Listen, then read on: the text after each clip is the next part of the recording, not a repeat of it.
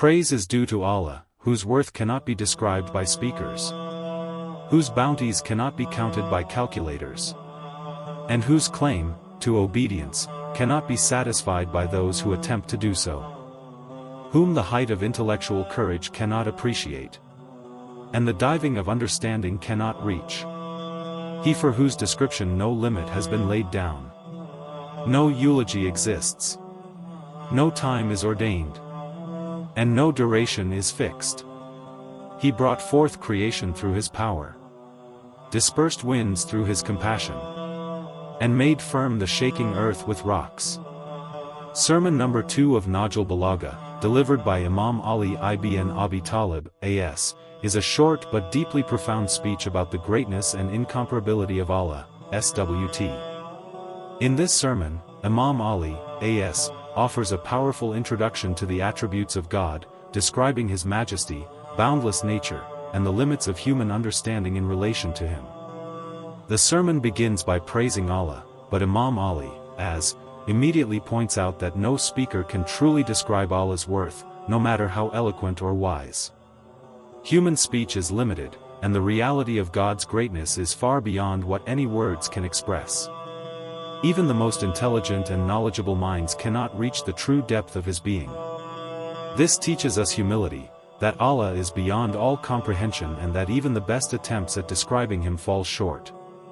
Imam Ali, as, then explains that Allah's blessings are countless, and no one can fully list or measure them.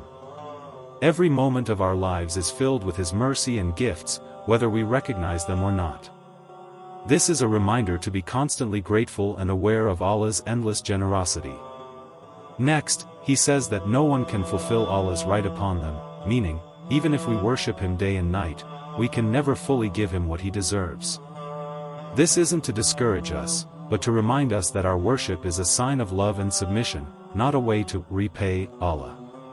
He continues by stating that no intellect, no deep thinker, and no seeker of truth can fully grasp Allah's nature. He is not defined by space, time, or form. There is no boundary to Him, no beginning or end.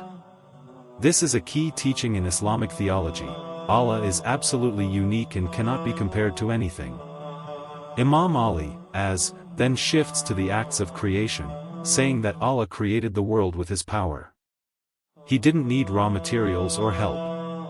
He simply willed the creation into existence. He spread out the winds with His mercy, a poetic way to show how even the invisible forces of nature operate under His command. He also stabilized the earth with mountains and rocks, a reference to how Allah created a balanced and ordered world that supports life.